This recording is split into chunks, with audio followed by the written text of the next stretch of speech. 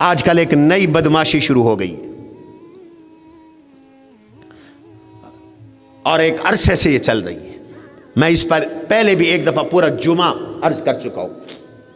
لوگوں کی بے حیائیوں کی ویڈیو بنانا، آڈیو بنانا، پھر نشر کرنا، اور سارے لوگ اس کو مزے لے لے کے سنتے ہیں. ان سیاست دانوں نے پتہ نہیں کیا کیا گند کر ڈالے.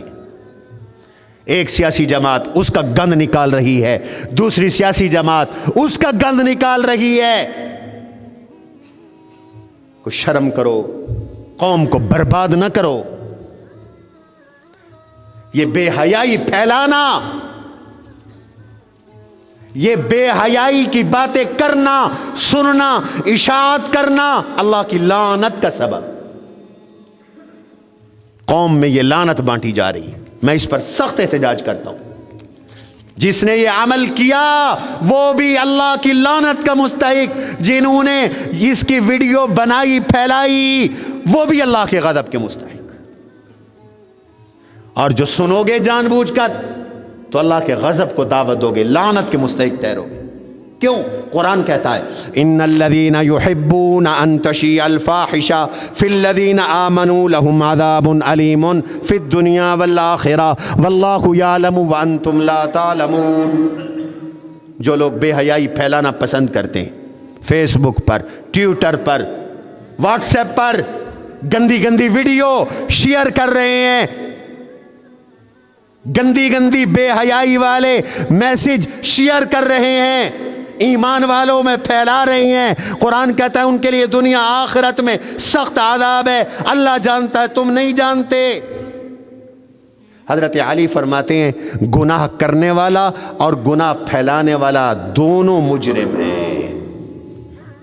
جس نے کیا وہ بھی مجرم، جس نے پھیلایا وہ بھی مجرم. اور ایک حدیث آپ کو سنا کر بات ختم کرتا ہوں. اقدار سیکھو، اقدار. اللہ بے حیائی کی باتوں کو پسند نہیں کرتے.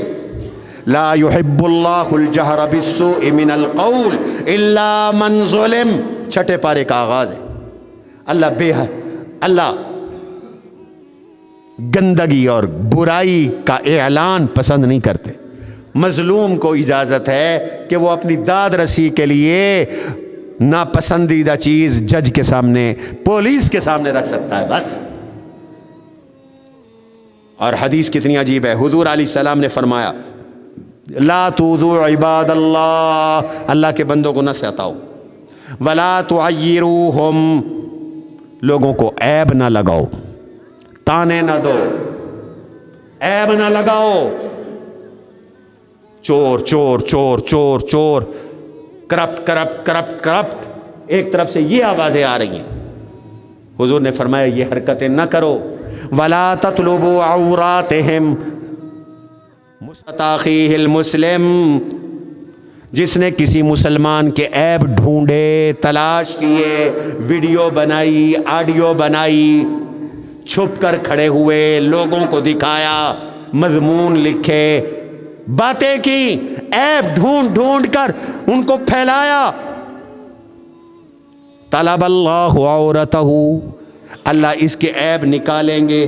حتی یفضحہ، حتی یفضحہ، اللہ اس کو اس کی زندگی میں رسوا کر ڈالیں گے. یہ بھی رسوا ہوگا. یہ عادتیں ٹھیک نہیں. اچھے اخلاق اختیار کرو، ملک کی خیر مناؤ. اس وقت ملک سنگین ترین بحران سے گزر رہا ہے.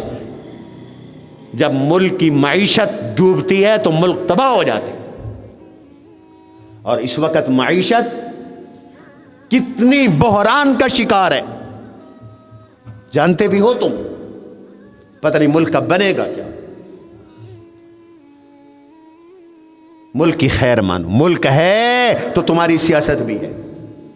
سیاست دانو اگر ملک نہیں ہے تو تمہاری سیاست بھی نہیں چلے گی. تمہیں کون پوچھے گا. اللہ تعالی ہم سب کو ہدایت نصیب فرمائے. وما علینا الا البلاغ المبین.